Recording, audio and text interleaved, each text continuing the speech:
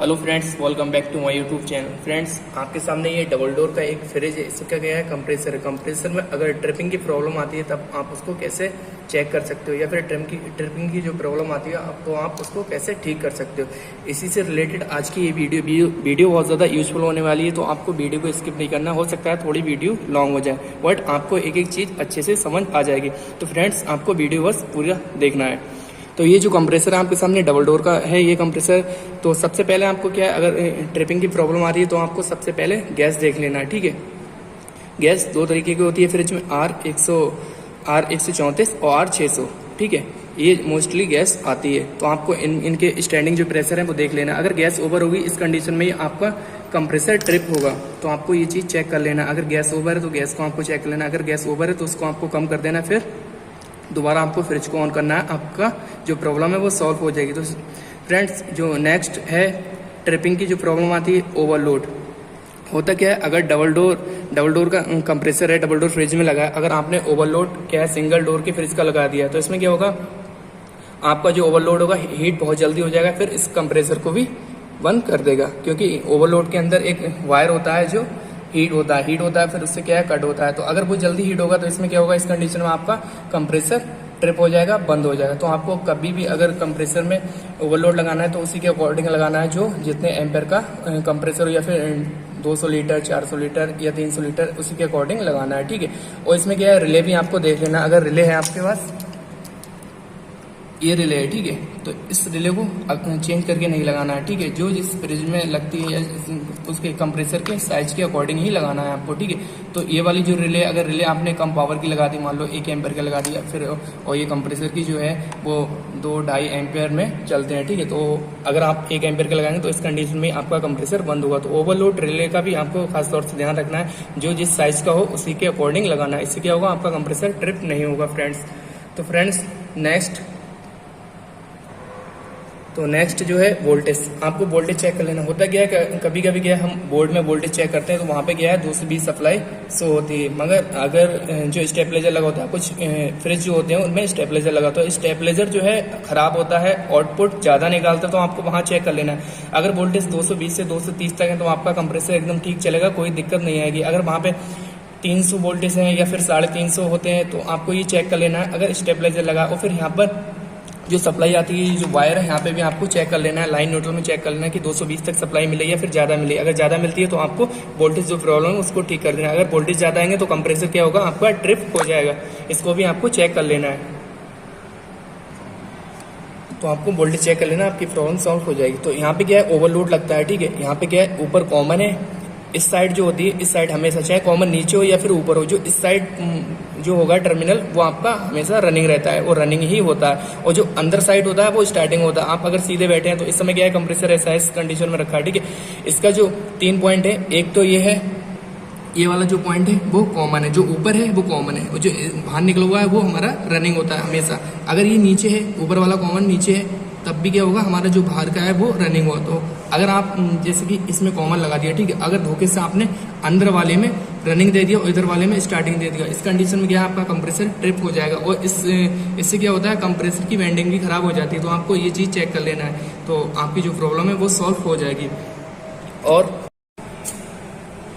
Friends, line अगर कहीं से पंच होगी, चाहे वो हीटिंग कंडेंसर हो या फिर आपका ड्रायर के ऊपर से हो या फिर कैपेसिटर बंद हो या फिर फ्रीजर में कहीं से पंच हो, अगर इस कंडीशन में आपको पंच होगा तो तब भी ट्रिपिंग की प्रॉब्लम आएगी, कंप्रेसर ट्रिप होगा। क्योंकि गैस का सर्कुलेशन प्रॉपर नहीं होगा, इस वजह से कंप्रेसर ट्रिप होकर बंद हो जाएगा। तो आपको वो भी चीज़ चेक कर लेना है। अगर कंप्रेसर में ऑयल कम हो गया है, ठीक है, कंप्रेसर में ऑयल बिल्कुल नहीं, इस कंडीशन में भी आपका कंप्रेसर ट्रिप होगा।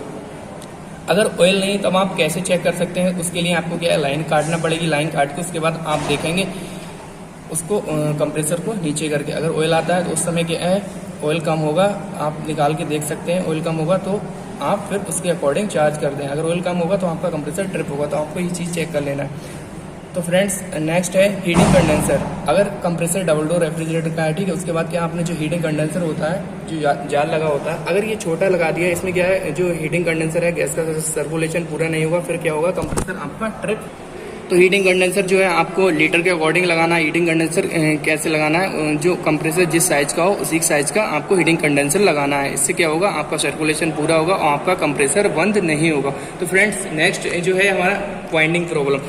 क्या होता है, कभी कभी कंप्रेसर में वाइंडिंग की प्रॉब्लम होती है। कंप्रेसर चलता है थोड़ी बहुत देर, उसके बाद क्या होता है कंप्रेसर में बंद हो जाता है, ट्रिप हो जाता है अपने आप ही। तो इस कंडीशन में आपको क्या करें, उसकी वाइंडिंग को चेक कर लें, वाइंडिंग ठीक है एकदम ओके है या नहीं। या फिर कंप्रेसर आप ऐसा करें, जो सारी लाइनें इनको काट के उसके बाद आप कंप्रेसर डायरेक्ट चलाएं। डायरेक्ट देखें आप कितने टाइम तक चल रहा है। अगर ज़्यादा टाइम तक चल रहा है तो ठीक है, अगर कम टाइम तक चल रहा है तो इस कंडीशन में आपकी स्टार्टिंग या कॉमन रनिंग में वाइंडिंग जो अंदर होती है, इस कंप्रेसर के अंदर जो वाइंडिंग होती है उसमें प्रॉब्लम है।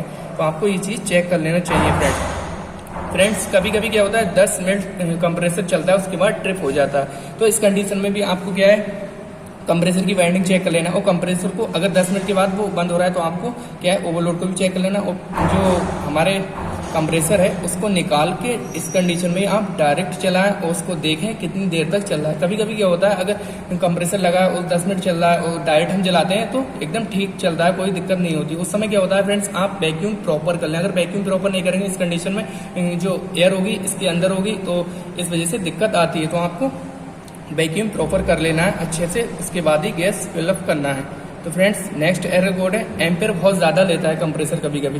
तो इस कंडीशन में भी आपका कंप्रेसर ट्रिप होगा। तो अगर एम्पेयर बहुत ज़्यादा ले रहा है तो आपको क्या है, किलोमीटर लेना है। किलोमीटर उसके बाद लेना है और उसको लगा देना है कॉमन वाली वायर पे। कॉमन वाली वायर पे लगाएंगे, उसके बाद क्या है आप उसको जो एम्पेयर है उसको नोट करें कि एम्पेयर कितने ले रहा है। अगर एम्पेयर ज़्यादा लेता है इस कंडीशन में आपका कंप्रेसर खराब होता है और रिले ओवरलोड में भी प्रॉब्लम होती है। इस वजह से भी आपका कंप्रेसर बहुत ज़्यादा एम्पेयर लेता है। अगर स्टार्टिंग या रनिंग कैपेसिटर है तो आपको उनको भी चेक कर लेना कि वो वीक तो नहीं, इस वजह से भी एम्पेयर ज़्यादा लेता है। तो ये सारी चीज़ें आपको चेक कर लेना, आपकी ये प्रॉब्लम सॉल्व हो जाएगी। तो फ्रेंड्स नेक्स्ट जो है वो चोकिंग की प्रॉब्लम। अगर आपका कंप्रेसर ट्रिप हो रहा है, बहुत ज़्यादा हर बार ट्रिप हो रहा है, तो इसमें क्या है, अगर आपका ड्रायर चोक है या फिर हीटिंग कंडेंसर कहीं से चोक है या फिर कैपिलरी ट्यूब चोक है या फिर फ्रीजर में कहीं ऑयल है, ऑयल होगा या फिर पानी होगा या फिर कार्बन होगा हीटिंग कंडेंसर में, इस कंडीशन में आपका क्या है, गैस का सर्कुलेशन प्रॉपर नहीं हो पाएगा। इसी वजह से कंप्रेसर बार बार ट्रिप होगा। तो ये सारी चीज़ आपको स्टेप बाय स्टेप चेक कर लेना, आपकी जो प्रॉब्लम है वो सॉल्व हो जाएगी। तो फ्रेंड्स कभी कभी क्या होता है, सेक्शन लाइन जो होती है, सेक्शन लाइन से ऑयल बाहर निकालता है। इस कंडीशन में भी आपका कंप्रेसर सेक्शन लाइन से ऑयल निकालता है तो कंप्रेसर ट्रिप होके बंद हो जाता है। तो आपको ये भी चेक कर लेना है, यहाँ से क्या है इसको ओपन कर लेना है, ये वाली जो लाइन है सेक्शन वाली, इसको ओपन करके उसके बाद क्या है आपको कंप्रेसर को ऑन करना है। आप अगर देखेंगे तो अगर ये फॉल्ट होगा तो यहाँ से सेक्शन से ऑयल बाहर निकालेगा। तो ये चीज़ जो है इसको आपको चेक कर लेना, आपकी जो प्रॉब्लम है वो सॉल्व हो जाएगी। तो फ्रेंड्स कभी कभी क्या होता है, कंप्रेसर जो होता है डबल डोर फ्रिज में हम कंप्रेसर लगाते हैं, ठीक है। तो उसी के अकॉर्डिंग 57 नंबर है या 42 नंबर है ये सिंगल डोर में लगता है, और अगर 88 नंबर है तो ये डबल डोर डी फ्रिज में लगता है। तो अगर वहाँ पे कंप्रेसर अगर 400 लीटर है और आपने क्या करा है 185 लीटर का कंप्रेसर लगा दिया, उस कंडीशन में आपका कंप्रेसर क्या है ट्रिप होगा, बार बार बंद हो जाएगा, बहुत ज़्यादा हीटअप भी होगा और फिर बंद हो जाएगा कंप्रेसर। तो आपको साइज का भी ध्यान रखना है, साइज दोनों ठीक होना चाहिए, चाहे हीटिंग कंडेंसर या फिर आपका कंप्रेसर हो, दोनों को प्रॉपर एकदम अच्छे से होना चाहिए, साइज के अकॉर्डिंग होना चाहिए। जितने भी सारे मैंने फॉल्ट बताएं, जो भी रीजन बताएं, अगर आपको ट्रिपिंग की प्रॉब्लम आ रही है तब आप उसको सॉल्व कर सकते हैं। तो फ्रेंड्स वीडियो कैसी लगी, वीडियो अच्छी लगी वीडियो को लाइक कर दो, चैनल पे न्यू विजिट किया चैनल को सब्सक्राइब कर दो। Thank you for watching.